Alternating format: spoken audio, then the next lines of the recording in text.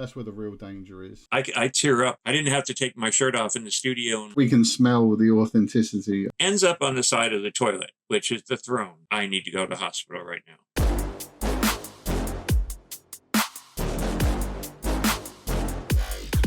Welcome to Pet Business Disruptors. I'm Clayton and I'm here today with Jon Patch, who is the host of Talkin Pets, which is the longest running pet radio-based show that I'm aware of.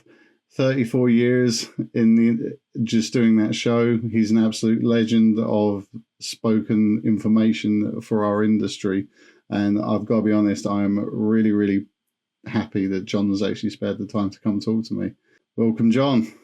Clayton, I appreciate it. Nice to join you here. It's amazing technology.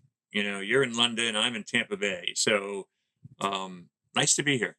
Yeah, no, definitely. It's amazing how far we've come that I can just sit in the room and we can talk like we're sitting in the same room. It's and record, which is awesome. You know, it's pretty amazing. No, 100%. It's amazing, like even with my show, because we produce the program now out of my home. So, which you can see maybe some in the background, like you can see, I don't know if you see Betty White over there. And that's a friend of mine, Christine W. She's a recording artist. I don't know if you can see up there, but that's Linda Blair and then Bob Barker. I've met a lot of different people doing the show, and doing it from my home just makes it so much easier. You don't have to drive somewhere. You know, I've always been at networks before, and then honestly, I was at Universal Studios for like 6 years, Universal in Orlando. We actually became like an attraction. It was the coolest thing. I love doing the show up there because then we got to play afterwards. You know, you can go and ride roller coasters or whatever when we were done. But we had like speakers out to the street at Universal, and we would have flocks of people just listening, and you know, we'd go out there with a mic and participate and everything. It was a lot of fun. But then after 6 years, I left there and I went across the street to SeaWorld. And I was at SeaWorld for about 5 years until they actually decided to back out of some of their partnerships. And it may have been around the time, which maybe you're aware of, maybe you're not, that movie Blackfish. No, Blackfish was a film that's out there on SeaWorld, and it points the finger at them for taking orcas, killer whales, out of the wild. Rather than breeding them within breeding programs. There has been, I guess, early on, some cases of it.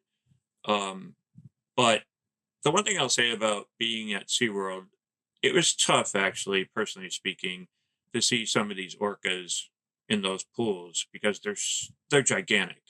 I actually got to, if you want to call it pet, but I got to pet, you know, them and everything like that being at SeaWorld. And also learn different things about them. And but for such a large creature, it is difficult to see them in secluded environments. But the problem was with the movie, so to speak, is that they were saying that SeaWorld took them out of the wild. But even when they're born in captivity, you still really don't want to see them in those little, and I say little pools, because they're not real big. I mean, they're big for us, but for an orca, they're not that big considering they, you know, live in pods and they travel all the time. But the one thing that I want to say about it, you know, I was at SeaWorld and I appreciate all the people that are there, and a lot of people do a lot of good work. But the one thing that people aren't aware of is, and they, you know, they were pointing out the finger at them for having these orcas and I guess other whales and dolphins and stuff, but more so the orcas. But there's a lot of work SeaWorld does for the marine environment that people are not aware of. The money they contribute, the people that work at saving animals, and bringing them and rehabilitating them, and then releasing them back into the wild. So it's tough. It's a fine line because I could see the point on the orcas, but I could also see the point with SeaWorld and all the good that they do. And I don't know, Clayton, if you'll agree or not, but I think we're always going to have in the environment or in this world of humans, we're always going to have zoos and places where you can see wild animals other than like maybe flying to Africa to see lions and so on and so forth, and elephants. There's always going to be zoos and all, but the thing is that for me, I like to see zoos that are kept up and they have like a natural environment and they are doing educational programs, because then those animals that are there are working towards educating people, but still living in an environment that they're comfortable in. When it's not that way, and there's a lot of cases that there's roadside zoos and little tiny zoos where they keep things in cages, those are the ones that need to be shut down. Those are the ones that need not exist. So I think it's difficult because I think like when we look at any form of captivity of, let's say, wild animals, it's quite hard on us mentally because these aren't domesticated animals. We're not talking about dogs and cats here, or cattle, or things which have got, you know, generations going back hundreds to thousands of years of human domestication. But we don't live in a perfect world, and you know, in the wild, would things still survive? And I think as long as they're contributing to the wider ecosystem that still is intact, because that's where the real danger is the actual ecosystem that is still intact. We kind of have to accept the fact that we've ruined certain ecosystems and move on from that, because you can't put it back together. Well, you can, but it takes a long, long time. Well, the other part is like human encroachment, like you're saying, is a bad part, but then poaching as well for a lot of these animals. It's there's a lot of that goes on. I'll use like the tigers for example. There's about 2,000 of them left in the wild, and without a zoo to actually take DNA or sperm, so on and so forth, to keep that going, you're never going to have like a fine line of what a tiger really is. You might have mixtures and so on and so forth. But so the zoos also do a lot of good work. But on the other hand, we are talking more on the wild side right now, which I do cover on my show, obviously, and the environment. We covered that as well. But a good friend of mine is Tippi Hedren. I don't know if you're familiar with her. Are you?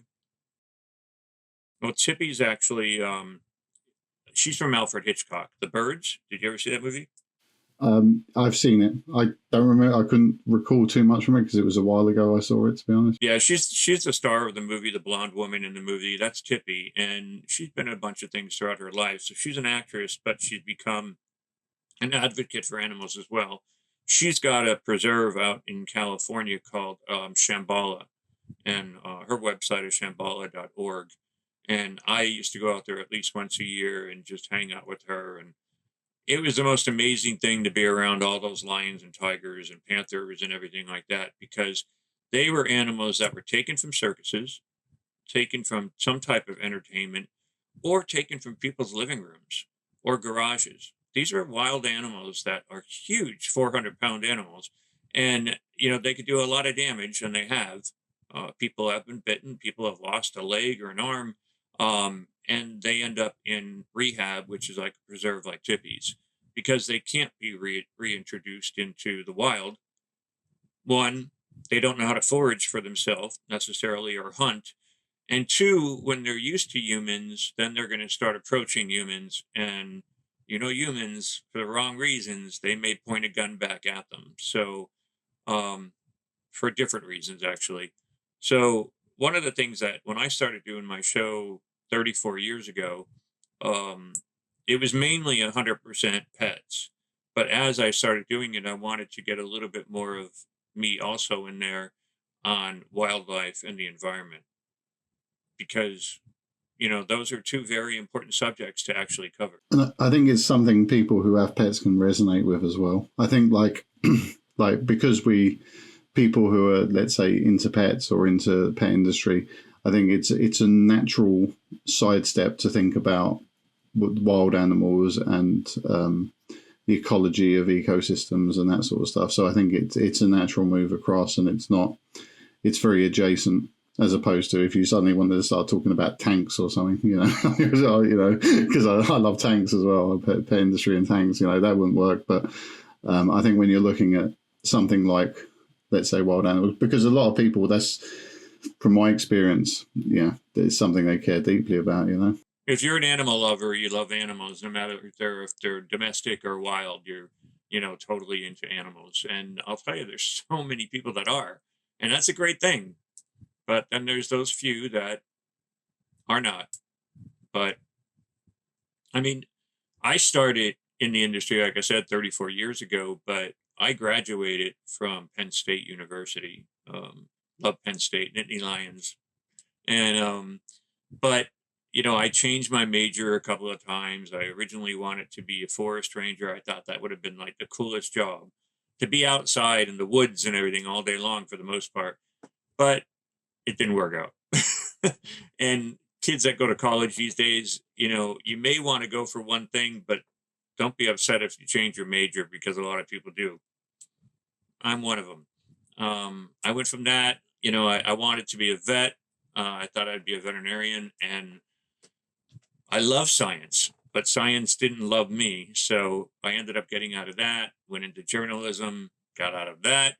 And long story short, I ended up in broadcasting, and I fell in love with it as soon as I got into the classes. And we mainly dealt with like film and TV stuff, not as much as like on the radio side, but I just fell in love. I graduated in communications and broadcasting, and then I thought, well, I got to leave Pennsylvania and try to break in. And I went to New York, and I lived out there for a while, but it was tough. It's that whole catch-22. Nobody wants to hire you because you don't have the experience. But then how are you supposed to get the experience if somebody doesn't hire you? And I didn't feel like cleaning toilets, living in New York area where that amount of money was not going to pay my bills. So I had to find something that paid my bills. So you got to do what you got to do. But I eventually ended up leaving New York because I thought, I'm not going to break in. And I came to Florida, and ironically ended up working in radio. And I was producing locally in radio, and then it really only took like about a month or two, and then I started producing nationally.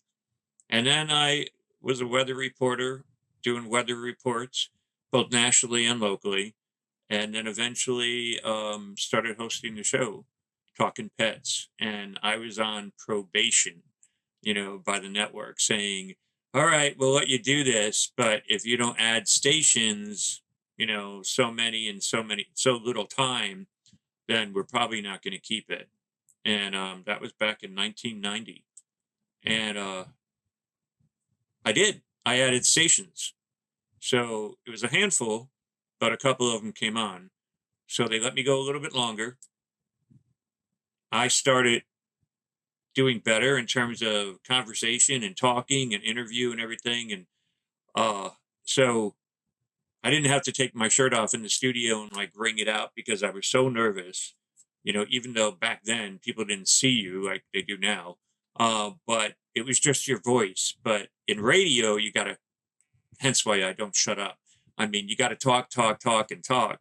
You got to cover every dead space that maybe your guest or your co-host or whatever doesn't do. So I just fell in love with it then, and I've been in it ever since. And it's grown to be the largest, longest running pet show in the country. Yeah, I mean, it's and like I say, it's the only one I can think of out there which has got that sort of longevity, that sort of base. I mean, the support, the sponsorships. I mean, you've really got it all. And you've also, I mean, just on the side note, you've also, when I listen to your stuff, I also think you've got the voice for it as well. You have the quintessential radio voice, which is very clear. I didn't in the beginning. In the beginning, I was like, if somebody wants to hear what they really sound like, continue to record it and then go back and continue to listen to it. You'll find like things that you repeat.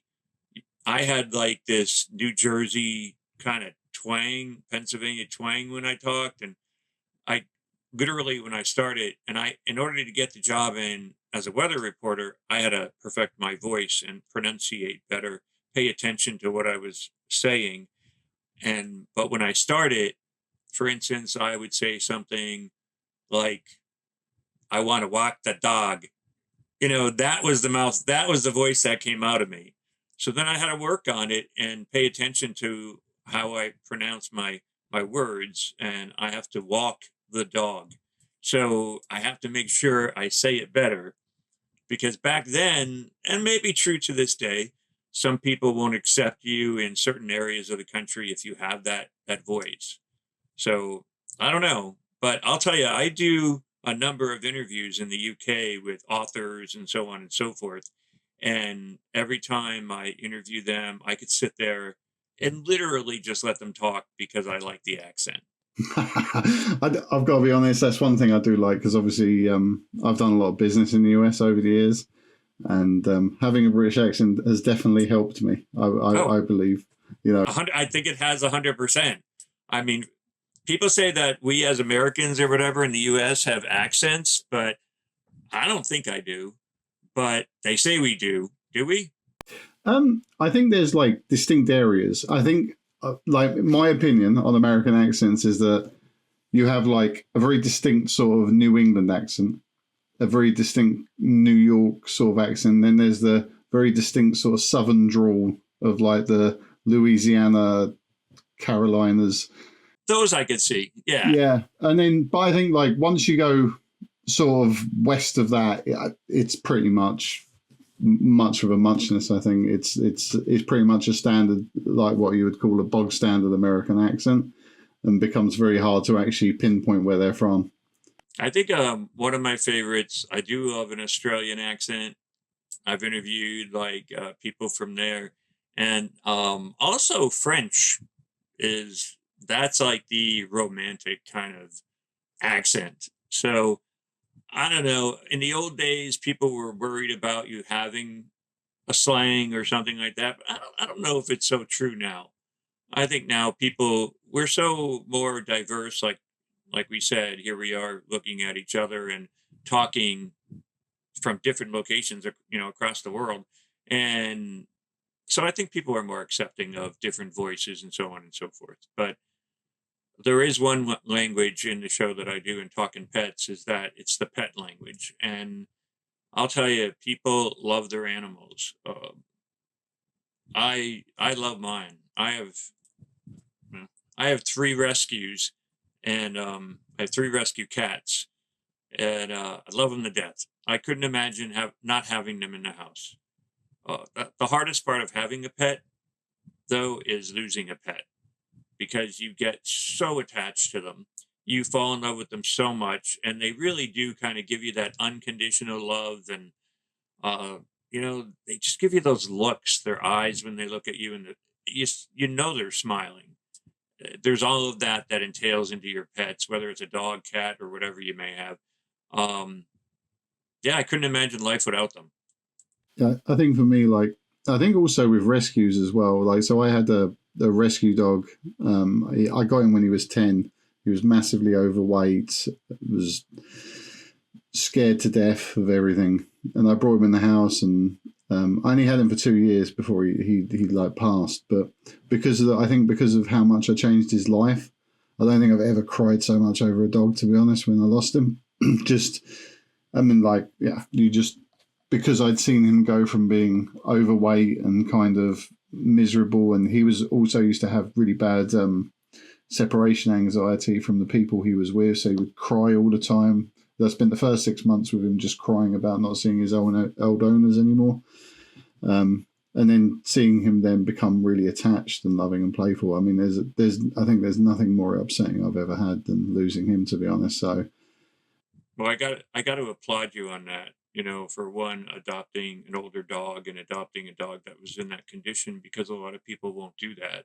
So when someone comes along like you, and again we talk about it on the show that it's great to adopt an older dog, and you realize the fact you're not going to have the amount of years that you may want to have with him or her, but the one thing that's cool about it is that you're giving that dog or cat or whatever that 2 years of a great life, 2 years of food and love and consideration. Whereas if it stayed in a no kill shelter for that amount of time, it's going to be penned up the whole time, for the most part. Or if it is a kill shelter, if the dog's not adopted, there's a good chance that the dog would be put to sleep. So I applaud people that do that. I adopted my cats. They all three were rescues, but uh, one was about 3 years old, the other one about 9 months, and the other one probably about 4 months. So she was young. And the young one, I didn't plan on getting a third cat. I mean, I've got chickens, I've got fish, I've got parrots, I've got finches, and I thought, I'm not going to actually, I'm not going to get another cat. But I was getting my hair cut, and the girl that cuts my hair, she was like, "Oh, I know you're the animal person," and I'm like, "Don't pull your phone out. I don't want to see it. I'm done." And she's like, "No, you have to see. My son's got 3 rescue kittens," and I was like, "All right, fine." And so then all of a sudden, she's like, "You have to take one. You have to take one. Please take one." And I really did like this gray one, but it was a he, and I didn't want a male. And the gray one was gorgeous. And so then all of a sudden I was like, I've always wanted a black cat. So I said to her, I said, if that black cat kitten is a female, bring it to my house. Sure enough, she was a female. I ended up with a third cat. But you know what? I would never trade it back for anything because her name is Shadow and she is so much joy. Black cats they're like Siamese cats. They like to talk a lot, and they get into the weirdest of things, but their body language is amazing. I mean, sometimes I think that in that cat is a little human being. If people talk about aliens, I think there are cats, um, because it's like amazing some of the things that they do, and especially the black cat. I have a pure white one. She's a little on the lazy side. Once in a while, she gets in her moods where she'll jump around. And then I've got a multicolored one, which is sleeping right next to me right now. So which she always does, but she snores. So hopefully you're not picking up that. So how did the idea for the radio show come about? Because obviously you're an animal lover, but I think it's an unusual concept even for the 90s, really, to be honest, to have a phone-in like pet-based radio show. There was at the network that I joined. It was a network and a radio station in one, and there was a guy that was actually hosting an animal show, but it wasn't working.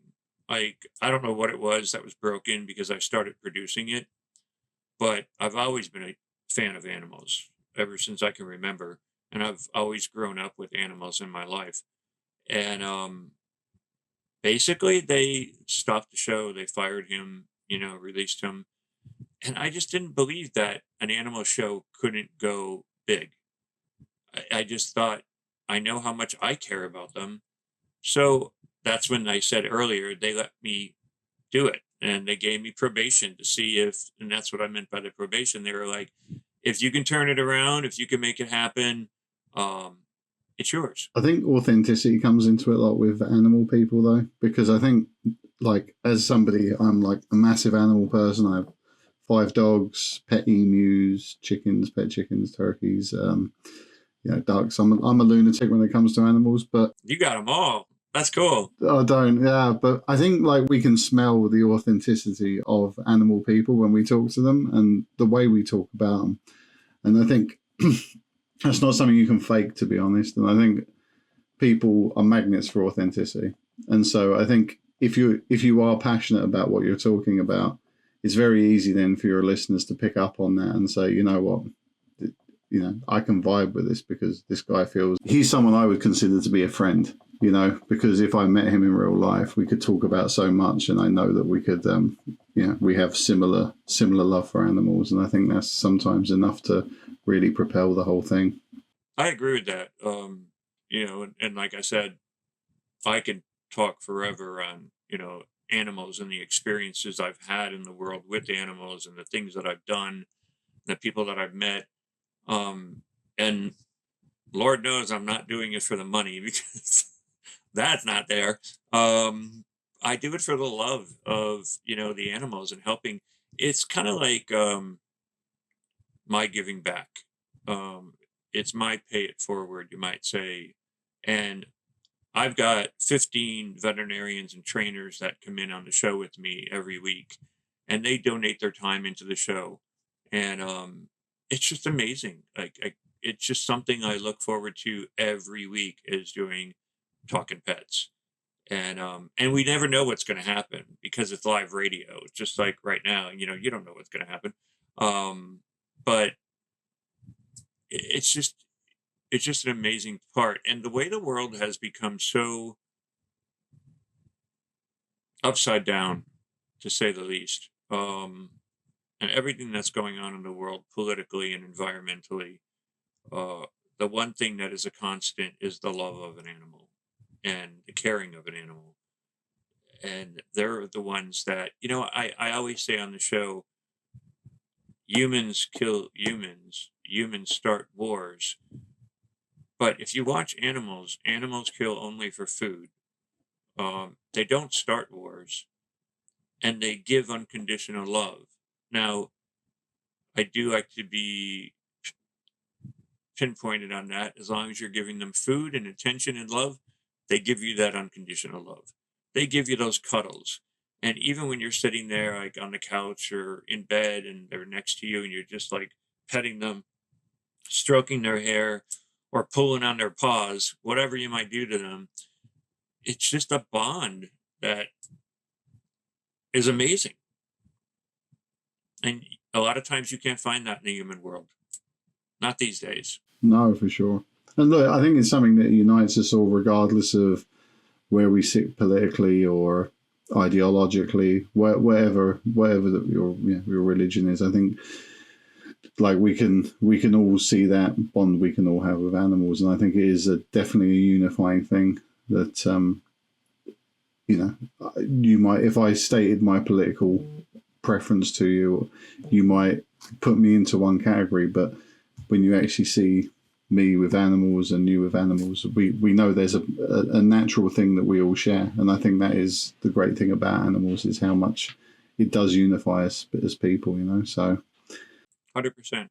just going back, I mean, obviously you built the show from like, one station, like it was a failing show on one station, to a nationwide phenomena. I mean, I believe at the moment you're on 65 different stations nationwide. Right now we're at about 72 to be exact. At one time, when radio was more, I don't know if you remember those days, but radio was a little bit more mom and pop. Um, I was up to 150, 200 stations. But then you got corporations. Don't get me going on that line because I have a lot to say. But you have corporate coming in, and then all of a sudden they buy up all these radio stations, and they only want to put their own programming on. And then for independent shows like my own, it cuts back on where I could be.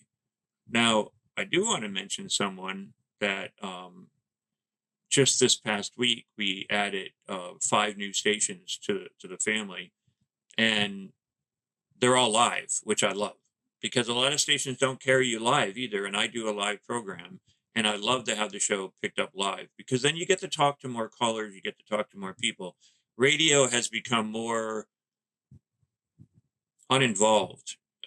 It's become stations are picking shows up that are delayed where you can't call in or anything. I love when someone picks me up live. And I had 2 stations in Coos Bay now pick me up live, one in Rupert, Idaho, and then another one or 2 more in San Diego, California. And the stations in San Diego, California are corporate, but Steve, with a big organization, which I won't name names, but but Steve, the program director, wanted to take a shot on me and put it on, and he put me on live for all 3 hours of my show. And we've only been on for 2 weeks. And the first week, we got a call from San Diego, but then all of a sudden, nothing. And I was like, oh, did we say something wrong? Automatically your mind is like, you know, But then what happened? They had a technical glitch. We ended up off the air. So officially, our opening uh, show was last weekend, and we got calls from San Diego. And I talked with Steve over at his station. He was like, "We're thrilled because normally, even as big as we are, and they're huge, it's a huge station. He A lot of times people won't call, especially if you had a sports show or a political show in that time slot, and then here comes pets.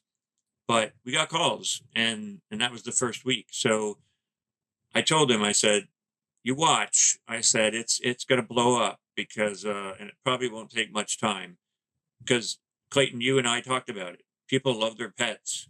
If you're an animal person, you'd love to talk about them. And when I have vets in, we answer medical questions or at least point you in the right direction. And the same thing with trainers and all like this. And I do have a lot of different celebrities on. Betty White used to come on a lot. I love Betty. We've known each other for 25 years, and I love talking with her. I became a child when I would talk to her on the air. And and the weird part is that like Bob Barker from The Price is Right, Bob loved coming on the show. I've had a whole bunch of different celebrities. Linda Blair still comes on from time to time. You may know her from The Exorcist. Um, and then she's big into animals. She's got a World Heart Foundation is the name of her group, and she helps dogs.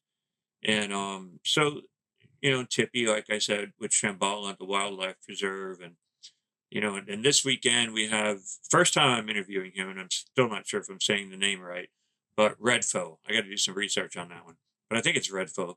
Um, and he had a lot of different songs out there, and one that I know particularly is "You're Sexy and You Know It."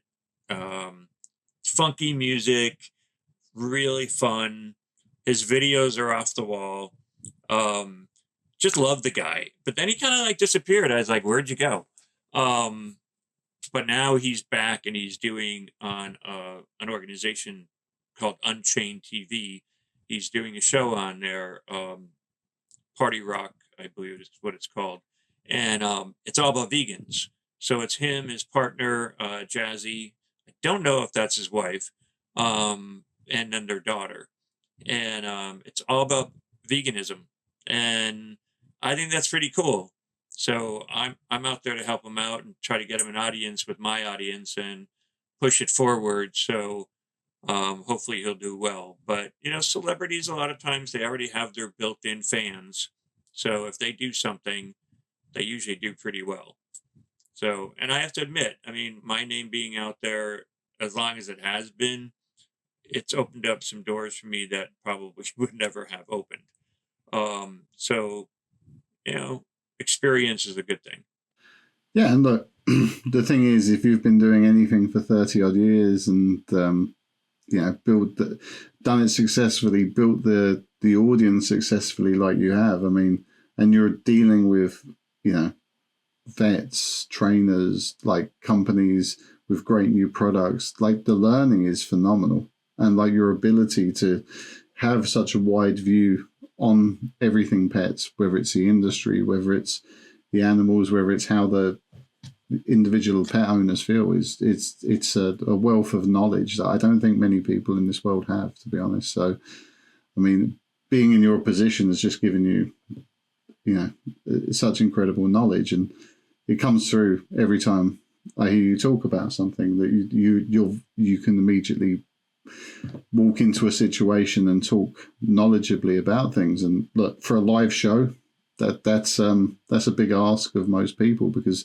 people, I think, more and more are becoming very pigeonholed in the sort of sliver of whatever they're doing when it comes to knowledge. So having that wide range of knowledge is phenomenal. I appreciate that.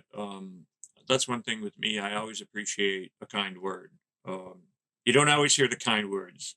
It's like you usually hear something bad happened or something technical happened, and all of a sudden that's when you hear the voice of the person that you've never heard from behind the curtain. But then all of a sudden, when it's so good and things are going well, you don't always hear those things. Um, but then again, it goes back to society and the way it is. But I, you know, like I said, I've been doing the show for so long, and I've gone through so many transitions with it in terms of like technical stuff. Now you could pretty much do a show out of your hand. Whereas in the old days, if I traveled, which I did, I had to take like cases of stuff with me. I mean, the equipment was it was like carrying a couple of TVs with you, big TVs. Now they have flat screen. We didn't have that in the old days. Um, it was pretty crazy, but even then, it was fun and it was an experience. You know, I got to do a show out of way back when, ironically, San Diego Zoo, and I did it with Joan Embry, and it was fascinating. I didn't know I was going to have an audience. They had chairs all put up, and you know, when you're in radio, you're usually behind that curtain. Nobody sees your face or what you look like, or you don't have to get those nerves going because you're looking at like 1,000 people or whatever. And so there was a lot of people, and we did broadcast out to them, and Joan kept bringing in like all these animals, and it was the coolest thing. But out of all the animals that I got to join in with, a porcupine was my favorite. And ironically, it was like, you know, you can't pet it because it's got the quills, but I got to feed him. And the weird part is when I fed this porcupine, which is common in porcupines, which I never knew, when they're eating something, it's like they make this sound of like, I don't know if you could hear that, but that's what he sounded like. And I was dying. I was like, oh my God, that's hysterical. But the face on him was so cute, you just want to pick him up and cuddle. But of course you can't. But he was amazing. But like I said, I've worked with so many different animals and so many different people. And on the other side, Jack Hanna, I've worked, you know, several times with Jack Hanna. And it's sad because now, I don't know if you know this or not, but you know, Jack's got dementia, Alzheimer's. And here it took a man that was on TV for so many years. I mean, he did Johnny Carson, he did Jay Leno, he did um, Letterman, he did all those guys, and even the current ones. And then, you know, age and all, illness got the best of him, and now it's like he doesn't even know anything. I have my sister-in-law is going through Alzheimer's and dementia. It's a horrible illness. They forget everything about their life and everybody that was in it, and it's a difficult time. But I'll tell you, Jack did a lot of good, and he talked about a lot of different animals, and it's sad to see where he is now. But I got to give him credit for that. Yeah, no, look, Alzheimer's is horrendous. My granddad had Alzheimer's, and it's one of the most harrowing things that's ever happened, to be honest. Because in the end, the worst thing is all you remember him as is that end product that he ended up was like a guy who can recognize you and that sort of stuff, and you have to search for the memories of who he really was, and it's a horrible thing. Yeah, it's people go through. You know, you can look at someone and you have no idea what they're actually going through or what they've been through. Um, I've had my I've had my instances, many to say, but you know, I've had a heart attack already. I've had open heart surgery. Uh, I've also I knew I ended up getting kidney disease, and my doctor was like, "You need to go into the hospital." And I was like, and that was like a Thursday. And I said, "No, I'm not going to go in." He goes, "No, it's really bad. You need to go in the hospital." I said, "I have my show. I have Talkin Pets on Saturday." And I said, "If this is my last show, I'm doing my show." And he was so mad at me. But I was determined. And I had a bunch of people in the studio here at the house with me that day. And honestly, Clayton, if that was the last breath I took, I would have died happy because I was doing something I loved, which was doing the pet show, Talkin Pets. And we were into our third hour, and I did pretty good up until then. And then I noticed, even in myself, in the third hour, I started breathing heavier. I started to lose a little bit of my voice, and I knew that it was getting bad. And something happened. I don't know if you want to hear it because it's a little weird, but I can deal with weird. well, it was like, you know, I never really told anybody everybody this except for close friends or whatever, but it's not an exaggeration. And I wasn't on any kind of, I don't do drugs. So it wasn't that. And I wasn't drinking, obviously. But we had about 10 minutes left to go. And I was sitting behind the desk. And right then and there, like, I knew this was it. And I felt something pulling out of me.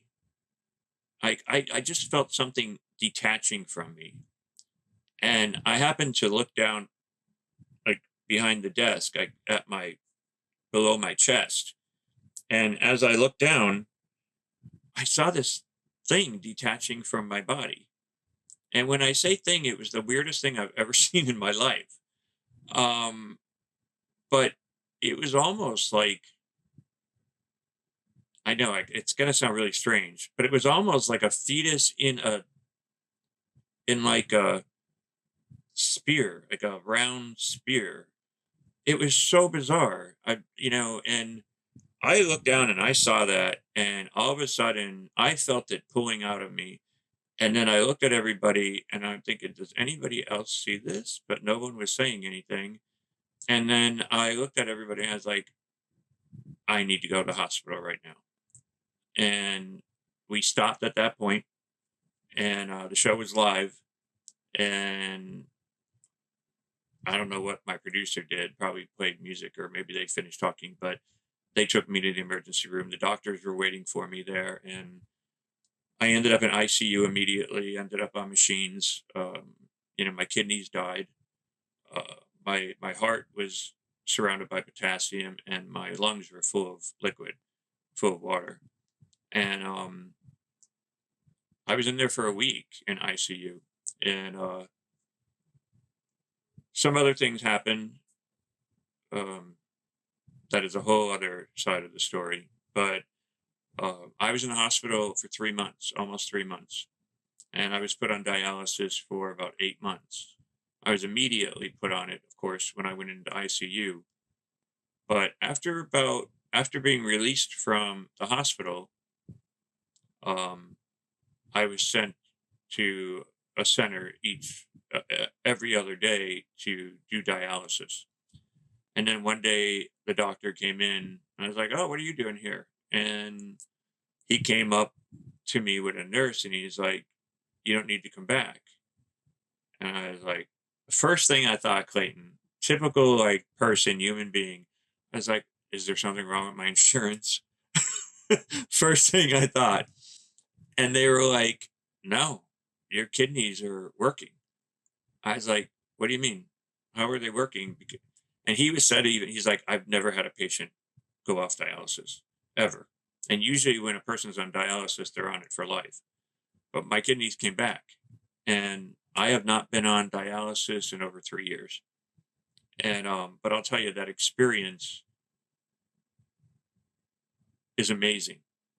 And I don't know what that thing was that I saw, but it changed a lot of things in my mind about life. And I know what I saw, and it was bizarre.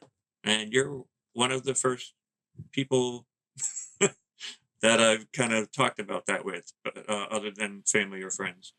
No, look, I always say there's a lot more going on that, I always see we're like fish in the goldfish bowl, that there's a whole world going on outside. And just because the food drops in the top, we don't see the hand, and we don't see the whole ecosystem that keeps us here. And I think 100%. There's a lot of mysteries out there, but I find that if we can, as a human species, if we could be more like some of our animals, like our cats and dogs, the world would probably be a better place.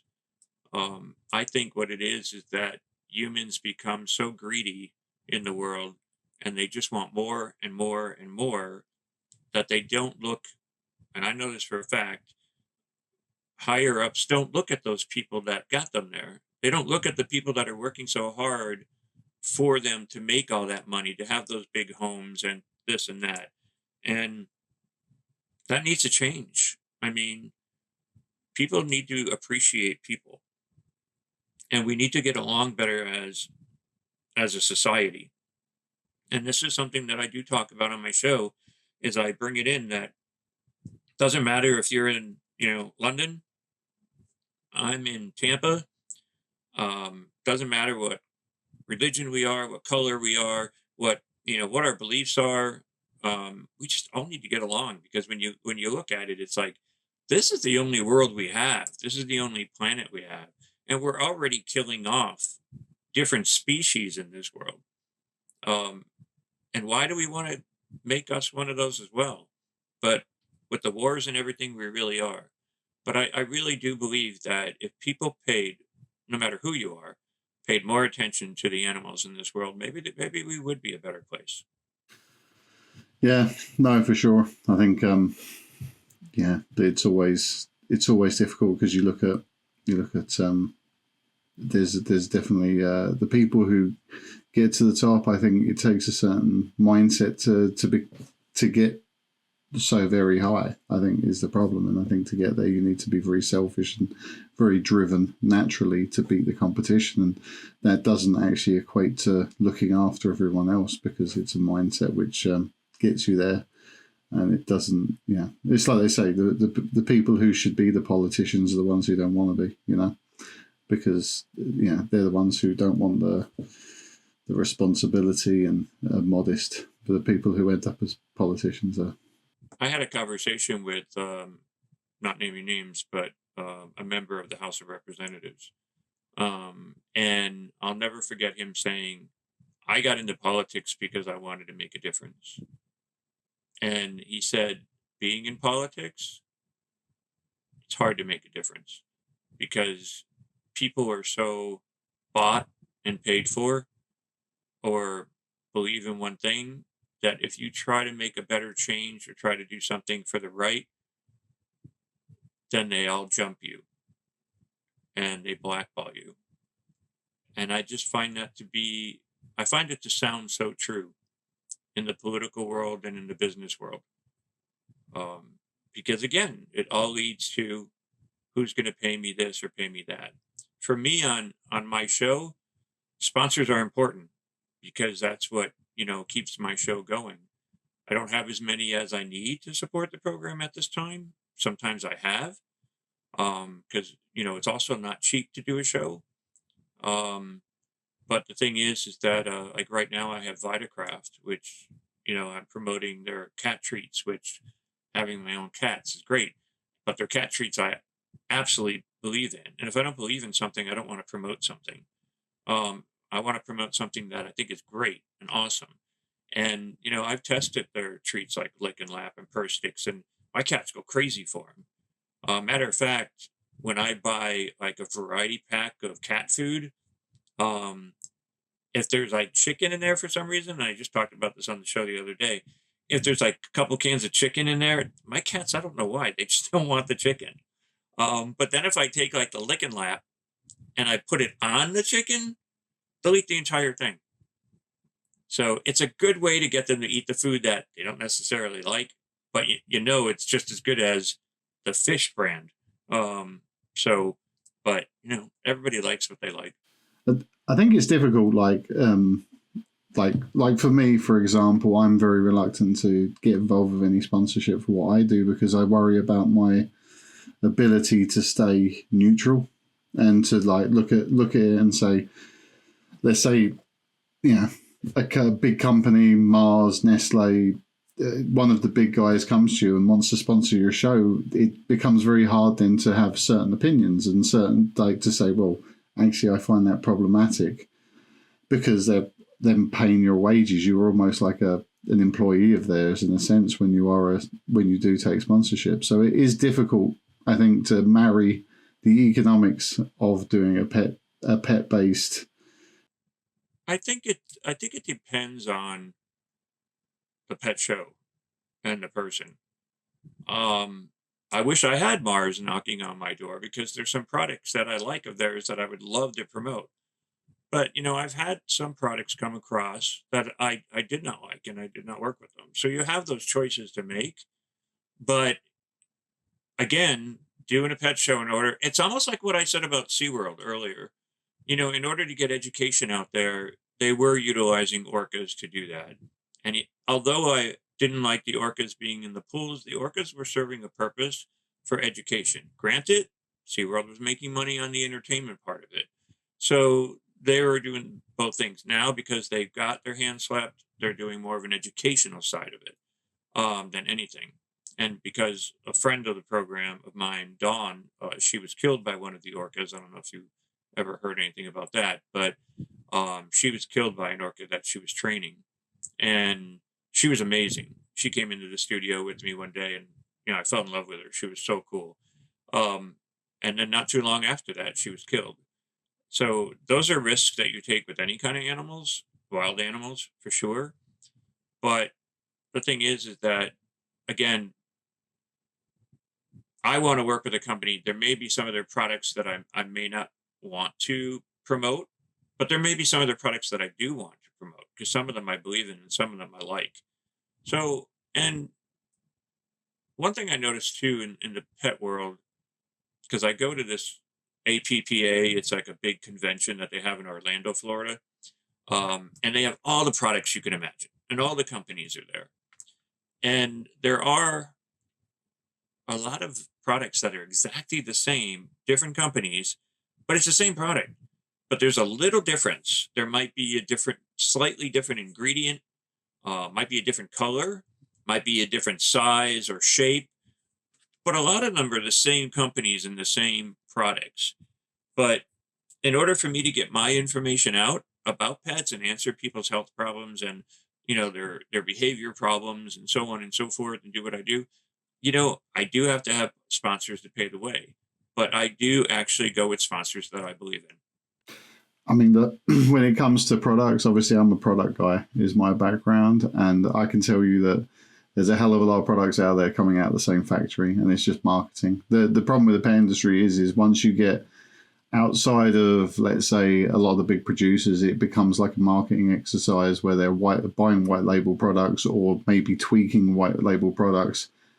And it's elementarily the same. And it's just who's got a better brand, who's got a better sales channel, who's got better sales funnels, and that's really the difference. And look, but I think sponsorship is, I think I'm probably a little bit more controversial than most just because of my product background, and I can be a little bit judgy, I think, which obviously holds me back in that regard. But how have you found?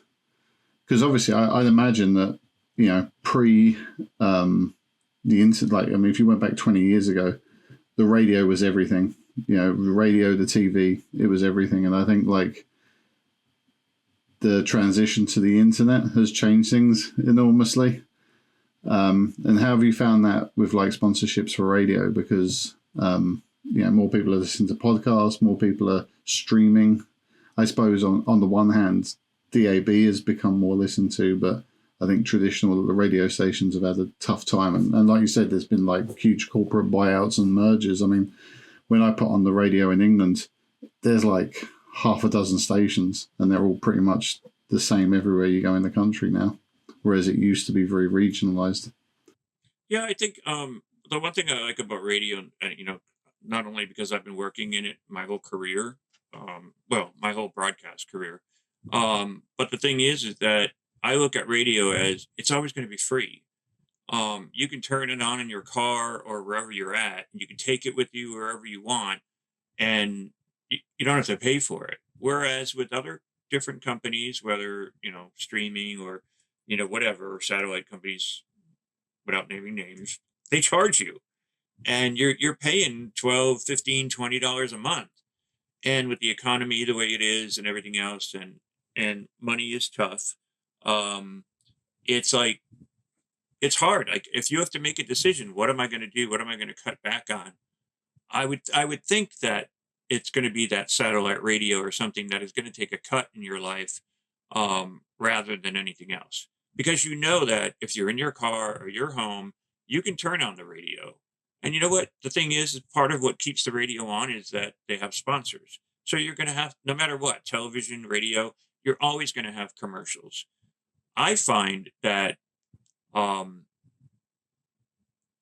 of the things that, talking about that is that, like on my show, I do have commercials. I don't know how many people go to the bathroom during the commercial time or pay attention to it. But one thing for sponsors that I like to do on my show, I don't know if anybody else does it, but I do it on mine, is almost like subliminal messaging, you might say. But if you're going to a movie and you're watching a movie and all of a sudden you see a can of Coke sitting there on the counter, that was placed there because they bought that time. It's an ad. And I'm a movie critic. I've been reviewing films for all the motion picture companies for 28 years. And so that placement. And that's where I learned with radio that you'll hit more of an audience and more of an ear if you do mention something like within the body of the program. So I do that with contests and everything like that because I get to mention the product and put it out there. And it's a little more friendlier in terms of you're not drilling a commercial at them. Do you know what I'm saying? It's just kind of like it gets the product out there. You can slip it into conversation like we did just now with like the Vitacraft cat trees, for example. You can like openly just talk about these guys are my sponsor, but I also love the product and I use it, and like if I even when there's a can of food they don't like, I can put it on and they'll still eat it. And I think it's that sort of thing that's actually worth a lot more money because again, audience trust you as a person when they listen, and so because they trust you, then they trust the brands that you're prepared to talk about and promote. But again, it goes back to what you were saying, though, about products and everything. I wouldn't say that if I didn't believe in it. For me, it's different, and maybe that's why I don't have as many sponsors because I do kind of speak. Well, yeah, this is great. This really works. There's some products out there I would love to have on my show. One of them, I would love to have on my show a pet insurance company. One of the reasons for it is that I would like to get more of that stuff out, like what is covered, what are the fine lines, stuff like that. Which I don't know. I know when it comes to fine print, I don't like to read it on anything. I'll just be that typical mailman and just dive right into it and see if I could figure it out. But, with pet insurance, it does have that fine line. And I would like to actually kind of go in there and find out what that all means. GPS for dogs or cats. I love the collars, but, they do have their downfalls. And I have said that. I'm like, well, just the other day, there was a story of this woman that stole 2 cats. And they had the GPS collars on them. But what did she do? She took the collars off and threw them away. So they found the collars, but they didn't find the cats. Eventually they did, and both cats were killed. So it's very, nothing's perfect, and there's fine lines with everything. And I like to be able to actually find out what those are. Yeah. And look, I think the reality is as well is that I always think, as someone who's a salesperson naturally, I think it's always good to actually explore the downfalls of products rather than just being, this is amazing, this is going to be the catch-all solution for everything. To actually have an honest person you trust saying, look, this isn't going to be great in this situation, but I love it because of X, Y, and Z. And to have that level, that real balance, it makes a more informed decision as opposed to, I think this is just amazing. GPS collars are just, revolutionizing everything, but not actually pointing out where the potential risks are. And I think it does make a big difference. I think but even as a sales strategy, even though I think some brands and their marketing departments might not like for you to point out the problems of their product, it is a better sales strategy than just going, well, actually, this is amazing. This is the most fantastic thing ever. Because it's more real.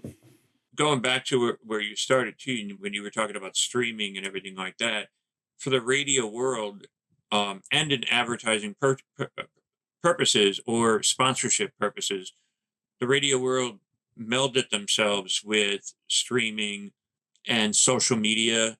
I mean, I use that when I approach sponsors. With all the people that I have, like my reach, maybe it's not great. I don't know. Told you before, I'm not real a big tech guy, but I'm learning. I'm old school, but my last reach on social media was 3 million. So, and that was over a 90-day period, but still, that's pretty good. That's pretty good. And also, you've got to remember it's a niche market.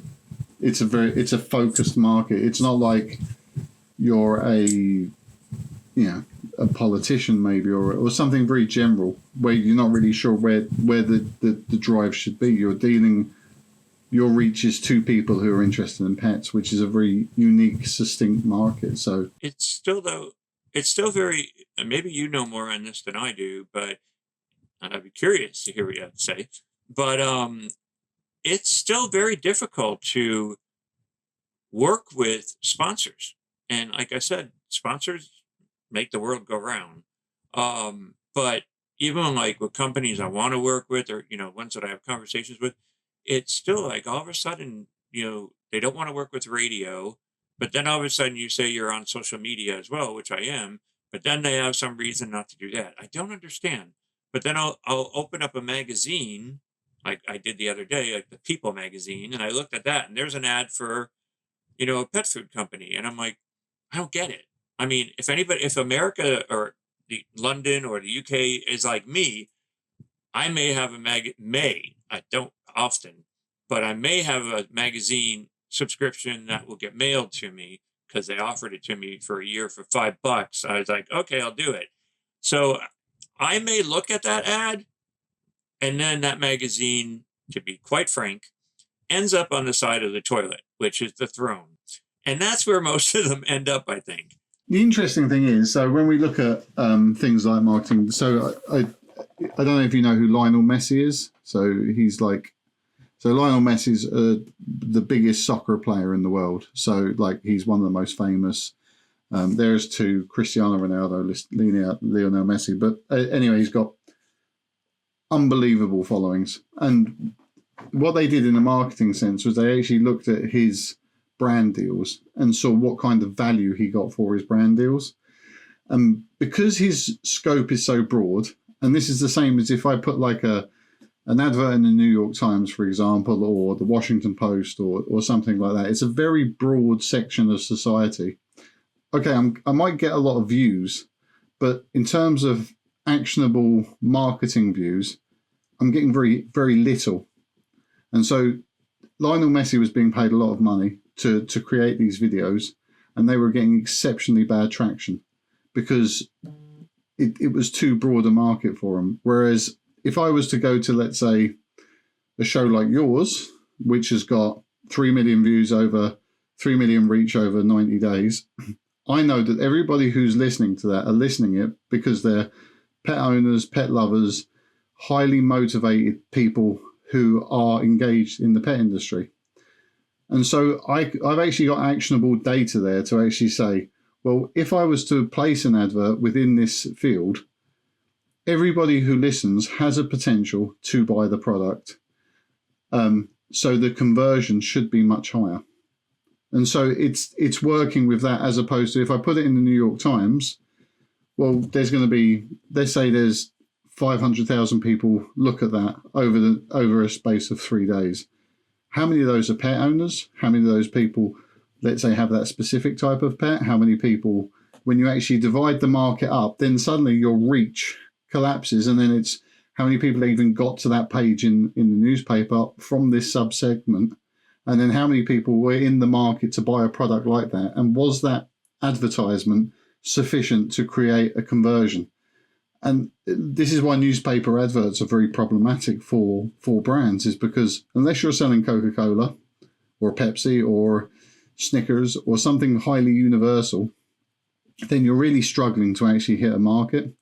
Whereas something like your market, because it's a well-established, large reach audience where they trust the host implicitly, because you'll have people listening who've listened to you for 3 decades, it actually makes your opinion to them a very strong actionable request. So from a marketing perspective, what it does is it means that your channel should really, if you're in the pet industry, be getting lots of sponsorships, because it's you're actually hitting the end consumer, and you can actually talk to people about those products in a very actionable way. You would think that.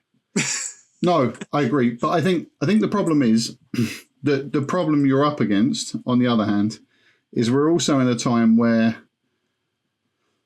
let's say, a head of partnerships, for example, within companies, they're highly motivated on certain market streams.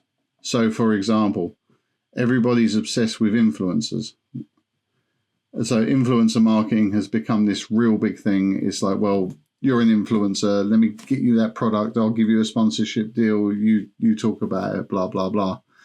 And that's where the streams are going. And I think they look at radio and think, oh, well, radio, that's kind of old media. Maybe I'd have to pay a huge amount of money for it. I'm not sure what traction it's getting.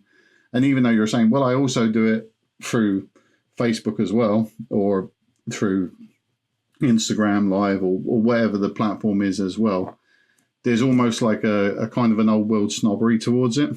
Whereas really, if there is a snobbery towards it, it would be a snobbery sort of, in my eyes, if I was working as a marketing person within a company, is that actually I would imagine your demographic is probably older than somebody like looking at, let's say, a social media influencer on TikTok, for example, and as a result would have more expendable money as a result to spend on it. And it's just really making the case, getting in front of these people, making the case, showing the actionable results. And look, it's the world changes continuously.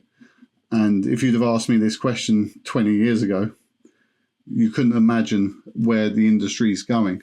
And the fact that you're still online, that you are multi-platform now, you're not just a radio show, but you're also multi-platform. And because it is live, it's so much easier for you to talk about things. And if you actually had like a much broader range of sponsors, so you have Viacraft at the moment, but let's say it would be great for you to have a supplement sponsor where somebody comes in and says, for example, my cat's got acid reflux problems, and you go, well, I can give you slippery elm with marshmallow root for that, and that will help because of X, Y, and Z. And that's what I would, and look, my sponsor, they sell this particular product, and before you go to the vets, maybe give this a try, and blah, blah, blah. And then you could have a training sponsor and a GPS sponsor, and there's all these different things you could build out as a result. And just by talking about the products with a very engaged audience, I think it would give you a very strong sort of sales base. But again, it's getting it across the companies. I think the one thing too is that one of the girls on my show is an influencer. So I hear things from her. But the one thing for me, maybe because I'm old school, maybe because I'm stubborn, or maybe because with the influencers, the big companies are getting them for nothing. And they're putting out they're talking about these products because they're getting a sample for free. Maybe it's a vacuum cleaner, maybe it's a food, maybe it's something. So they're getting this to use, but these companies know that the influencer will take 10% or whatever, or whatever. I know with her, she's told me some of the figures, they were very low. And I was like, I don't want to kind of prostitute myself as a host and someone that has a large audience in radio and in social media to be an influencer and get paid nothing for it. Because without sponsorships, there is no Talkin Pets.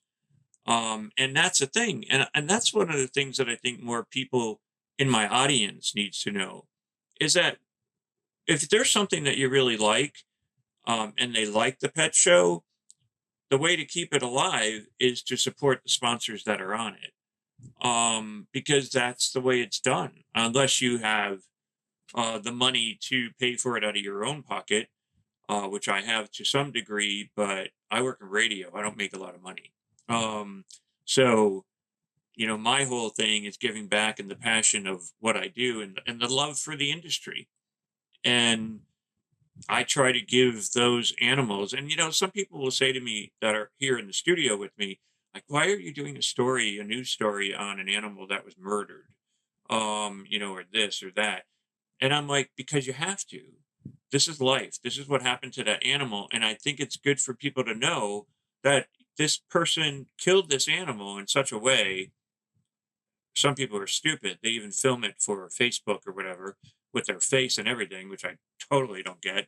But things have changed. Now people go to jail. Now people are fined for killing and abusing an animal. More people are, see something, say something.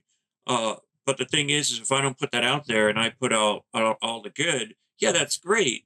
But people need to be aware of what to do if they see something like this happening to an animal. And I find that to be very important that I put both sides out there. That's my philosophy. No, I think it's a good philosophy. I think it's very easy to ignore certain things for sure. And but just going back to the marketing, the influencer point, I think I do agree with you, because obviously I've worked with influencers before, and I'm friends with an influencer marketing company from Massachusetts. But I think it's changing. I think influencers, all got caught unawares by their marketability, I think, for the last few years.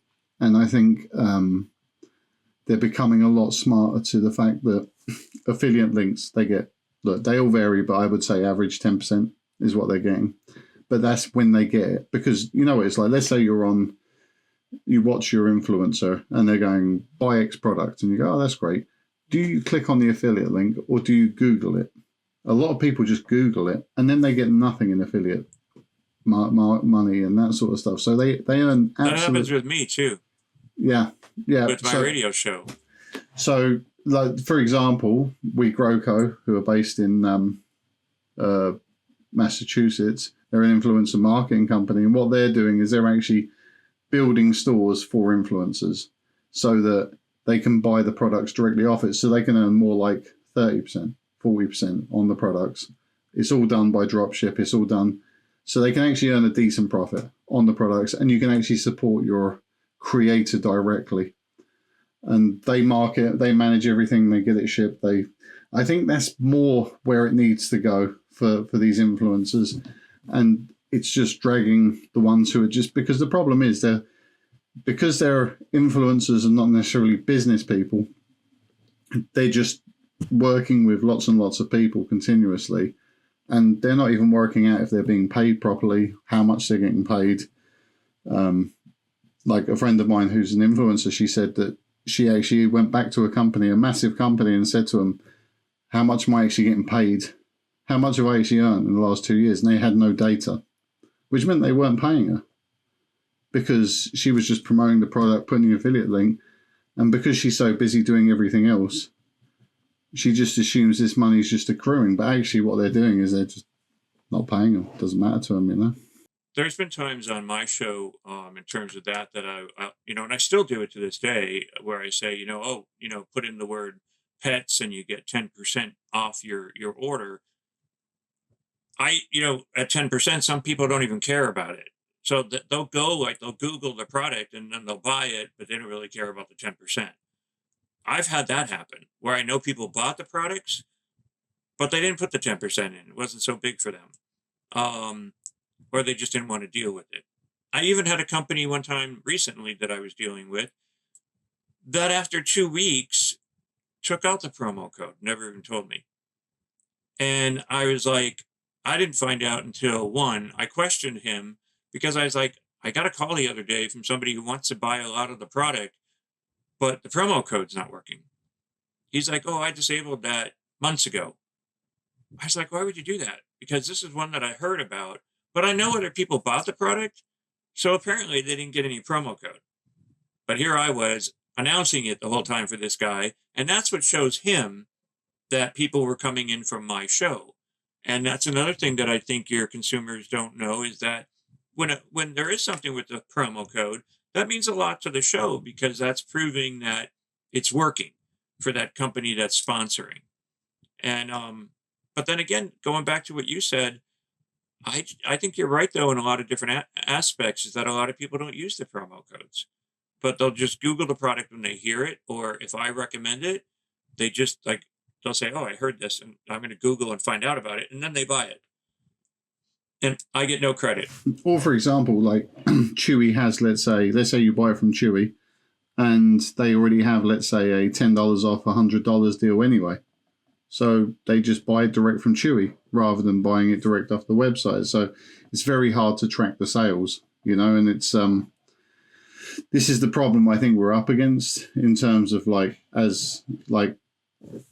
in that space, like influencers and yourself, in terms of how do you actually show it. And I think realistically, the only way you can show it is, look, this is my audience, this is my demographics, and say to them, you need to maybe show me your complete sales for the month on these products through all channels, and let's track it month on month rather than this one thing. And if you can directly attribute, let's say, a particular salesman's going out, but I think you've got such a big reach that I think that it's more of a no-brainer for them. But I think though too, it's if you go back in radio, like I said, I've been in it for 38, 39 years altogether. But if you go back into the earlier days, not everything, but almost everything, it seemed like, was done with barter. But that factor came up because, you would be running a product or a commercial for these products, and then there was codes in there that, had to go across in order for you to make any money from it. But you didn't know if they were actually following it there at the corporation, or if they were keeping track of it, or even if they were being honest, and even told you about how many orders they're getting in with that code. So it's a very tough process there. But the one thing too about influencers, media media like that, TikTok or whatever, is very easy. Anybody can be on it. Doesn't matter who you are. And they'll take free products because somebody wants to have this in their house or for their animal or whatever. But you don't know if that influencer is being an actor and just talking about the product, or if they really do believe in it. So you kind of got to look at it in terms of they're making it look good, but is it good? I think this is something I talk about a lot, and this is the authenticity angle. But I do think we are lucky in the pet space that people get found out quite quickly when they're grifting like that, when they're literally, because I've seen it before. I've given out products to influencers and they didn't even know what to do with the product. And because you actually, with a normal influencer, you actually have to work with them to say, look, these are the USPs. This is the sales we've got to hit. If I've got this product, you need to tell them it does this. You need to tell them it does that. You need to tell them when this happens, this is a great product for that. Because if you just give it to them, completely with no framework, it's just going to be a mess unless they're really into the product. And then that comes through completely differently. But you shouldn't really work with influencers generally who don't believe in your product full stop, because I don't think it really helps sales. I don't think it generates anything. The other thing too is I'm an animal person. I'm a pet person. I'm a wildlife person. And I'm also an environment, believe very much in the environment kind of person. So that's my passion. That's my cause. So if I'm going to talk about something, you're going to know that I'm talking about it because I believe in it. Whereas with these other people, they just think they're going to make all this money off of it and so on and so forth. But if an advertiser is looking to place their product, I don't understand why they wouldn't place it with me over an influencer, because I have the backing, I have the years, I have the experience, and I have the passion for that product, which you're not getting from those other people. It's just, the world has changed so much that I honestly think the only reason why they wouldn't is a little bit of new age snobbery. That's why I would see it, is that it's that. Well, because they're hiring 22-year-olds for their marketing departments, and those are the ones that know TikTok and this and that, and they don't look at the factor of experience. And it's kind of like hiring the old guy. But it's also, the problem is, I think a lot of marketing is being more and more targeted to, let's say, Gen Z. Whereas who's got the money to spend on their animals that really want to spend their money on it? And it's Gen X and the baby boomer generation. That's where the money is actually concentrated. And those people aren't on TikTok. They're on Facebook, but they're not on Instagram. They're not on TikTok. They're not on Snapchat. So if you actually want to target them, you want to go on Facebook or you want to go on radio shows. But actually, the problem is then the people doing the marketing within this sector are actually looking and saying, well, actually, I love TikTok. All I do is go, and this has had like a billion views or whatever, but it's not consuming it. When you're listening to a 3-hour long radio program, you're consuming the information, you're learning, you're really digesting it. TikTok, you're like, wow, that's amazing. Okay, that's cool. Okay, that's cool. It's totally different. And so this is why things... It goes to what I said about magazines. You look at that magazine like advertisement once and the magazine gets put down. And no one in your household, unless family, is going to look at that magazine ever again. And not to pick on magazines, but it's kind of like what you're saying about with TikTok and the influencers. Yeah, you may watch it once, but you're probably not going to watch it again. And it's straight out of your head. Look, this is what the beauty of podcasting, is when you listen to a podcast, you're driving for an hour and a half, you're listening to the podcast, and you're actually fully digesting it. You want to actually get into the roots of what's going on. So when you're done, you've actually got this much bigger worldview. And I think it's the same with a 3-hour radio show. The people who are listening are actually digesting the information in a much more beneficial way so that they can actually then make decisions based on it. Whereas, again, you know yourself, you flick through something, that's wicked, flick on. I don't buy a thing from, so there's something called TikTok Shop. Only things I'd buy off TikTok Shops are things which, let's say it was a crate of Coca-Cola and it was like half price. Yeah, I'll buy that maybe.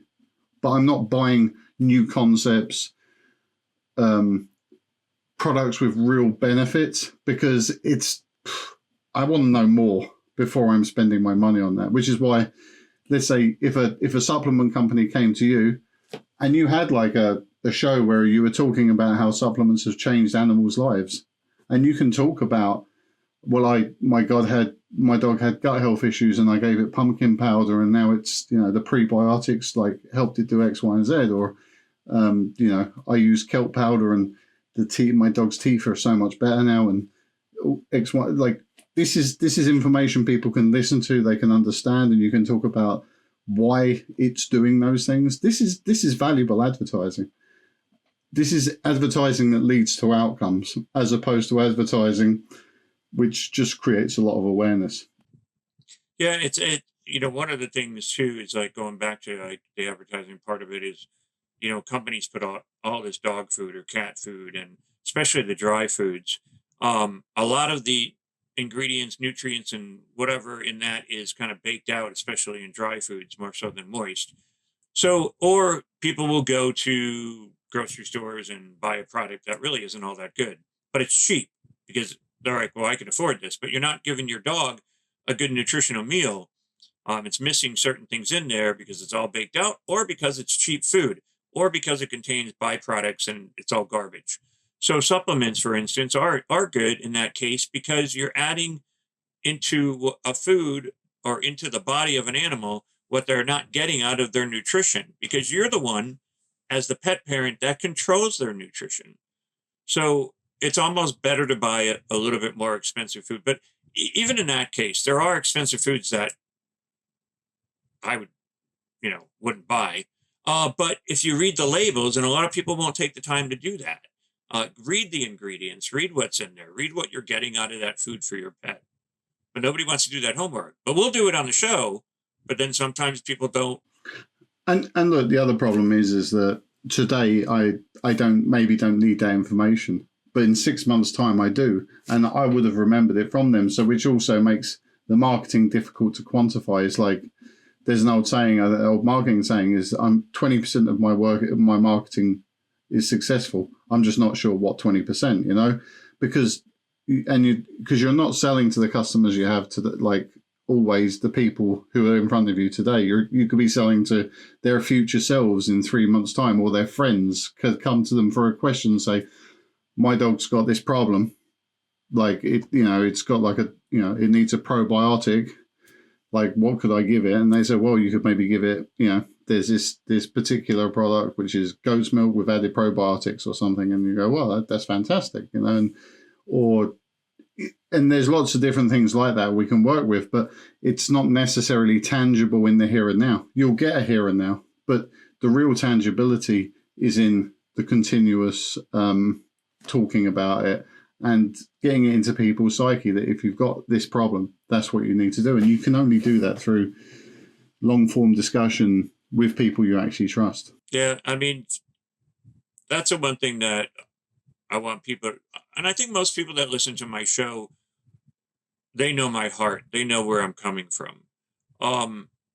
Do I need sponsors? Of course I do, because sponsors pay for me keeping the show on and allow for me to do it every week. And I wouldn't be on the air for 34 years if I didn't have sponsors. But do I want the right sponsors, the right product, something that I believe in, something that I want to promote? Yes. Is it difficult to get them? Yes. Mainly because I think you're right. They look at radio as kind of like being old school. But I think that's why radio did mold with social media. And I offer both the best, the best of both worlds. And the one thing that I could say about my program too is that I'm consistent and I'm there every time. If you buy a product, if you use a product, you can call me, you could email me, you could talk to me, questions or whatever. But I'm always there. I'm not sitting on the side of the toilet that you look down at me every day and go, who are you? Or forget about me down there and I die off, or forbid. I know you're visualizing that right now. It's a little strange. I'm trying not to, if I'm honest. Yeah. But there's truth in that matter though. So, and that's the one thing that I, in my heart, believe that, there's people out there that believe what I believe and believe in me and believe in the product and believe that I'm there to not only help them, but to keep my show alive as well, because I wouldn't be able to help the people and the doctors and the trainers and that put all their time into it, wouldn't be able to help people either if there wasn't a show like mine. I completely support you. I think what you do is fantastic, Jon. I really, really do appreciate you. Let people know how they can get in contact with you. So if there is anyone that if I was in, looking to sponsor something as a US-based company with like real quality pet products, which could really help animals in the market, I think what Jon does is fantastic for it. So how can people get in contact with you, Jon? I appreciate that. That means a lot. And again, it's just, that does mean a real lot. I mean, I'm actually, I tear up because I pull it from my heart. I've gone through too much in my life to sit here and to do a show that I don't believe in, or to, I'm very real. And I appreciate when somebody gives me a comment, so it means a lot to me. But people can find me social media. It's at Talkin Pets Radio. We have Instagram. We have X. We have also, of course, Facebook. And I'm not on TikTok, although I'm being bugged to go on it. So who knows? That might come along. But you can go to my website is talkinpets.com. Everything is no G. It's TALKIN pets.com, or Talkin Pets Radio for social media. And you could watch us anywhere in the world, really, on Facebook Live. Saturdays we're on live.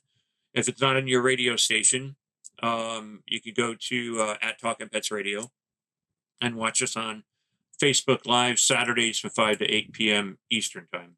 Really appreciate you coming on, Jon. Like, honestly, it's an honor. I enjoyed it. Yeah, no, and hopefully, people will start contacting you, because I really, really believe in what you do, and I think you actually hit the true demographic that a lot of pet businesses need to be hitting. So, really appreciate you, man. I appreciate that. So we'll talk again, hopefully. Yeah, man. Thanks a million.